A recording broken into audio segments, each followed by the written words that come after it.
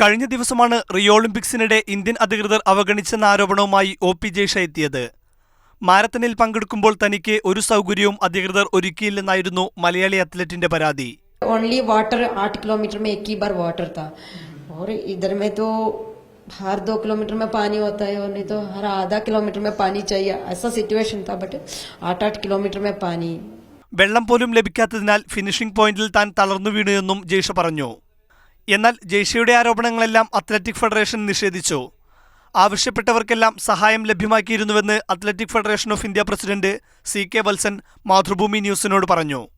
Organisers ആണ് water provide ചെയ്യുക. Every 2.5 kilometres വാട്ടറും 5 കിലോമീറ്റേഴ്സ് റിഫ്രഷ്മെന്റ് സ്റ്റേഷനുമാണ് ഓർഗനൈസേഴ്സ് പ്രൊവൈഡ് ചെയ്യേണ്ടത്. അവരത് കറക്റ്റായിട്ട് പ്രൊവൈഡ് ചെയ്തിരുന്നു. പ്രത്യേക സഹായം ആവശ്യമുള്ളവർ നേരത്തെ അറിയിക്കുകയാണ് പതിവെന്നും എന്നാൽ ജയ്ഷ ഇത്തരത്തിൽ സഹായം ആവശ്യപ്പെട്ടിരുന്നില്ലെന്നും വത്സൻ കൂട്ടിച്ചേർത്തു. അതേസമയം ജയ്ഷ ഉന്നയിച്ച ആരോപണങ്ങളോട് സഹതാരം കവിത റാവത്ത് വിയോജിച്ചു. ഇന്ത്യൻ താരങ്ങൾക്ക് നിശ്ചിത സ്ഥലങ്ങളിൽ വെള്ളവും സഹായവും ഒരുക്കിയിരുന്നുവെന്നും കവിത പറഞ്ഞു. मुझे कोई मेरा पर्सनल ड्रिंक नहीं है, जो भी पानी प्रोवाइड करेंगे वो लोग वही मैं ले लूंगी. Sports desk, Mathrubhumi news.